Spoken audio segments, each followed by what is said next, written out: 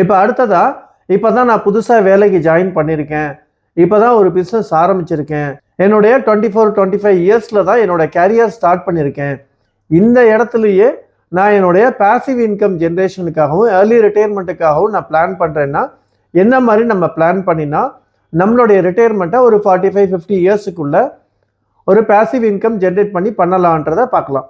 But ஒரு ஸ்டேஜுக்கு அப்புறம் பார்த்தீங்கன்னா நம்மளுடைய பேசிக் நீட்ஸுக்காக கடைசி வரைக்கும் ஓடிட்டே இருக்கணும். நான் ஓடிட்டு இருந்தால் தான் என்னோட இன்கம் ஜென்ரேட் ஆகிட்டே இருக்கும், அதை வச்சு தான் என் லைஃப்பை ரன் பண்ணணுன்ற ஒரு கம்பல்ஷன் இல்லாமல் ரெகுலர் இன்கம் நம்ம ஜென்ரேட் பண்ணுறதுக்கு ஒரு பேசிவ் இன்கம்மை ஜென்ரேட் பண்ணி வச்சிட்டோம்னா நமக்கு பிடிச்ச விஷயத்த நம்ம பாட்டு செஞ்சுட்டு போயிட்டே இருக்கலாம். இந்த மாதிரி நீங்கள் என்ன வேணால் ஆசைப்படலாம். அது மாதிரி பண்ணுறதுக்கு நம்ம எர்லியர் ஏஜ்லேயே இந்த மாதிரி ஒரு 25-24 இந்த ஏஜ்லேயே பார்த்து நம்மளுடைய ரிட்டையர்மெண்ட்டுக்கு ஒரு கார்பஸை தனியாக பில்டு பண்ணி கொண்டு போயிட்டோம் அப்படின்னா நம்மளுடைய எர்லியர் ரிட்டையர்மெண்ட்டு பேசிவ் இன்கமுக்கு ஒரு ஜென்ரேஷன் நம்ம பண்ணி வச்சிடலாம்.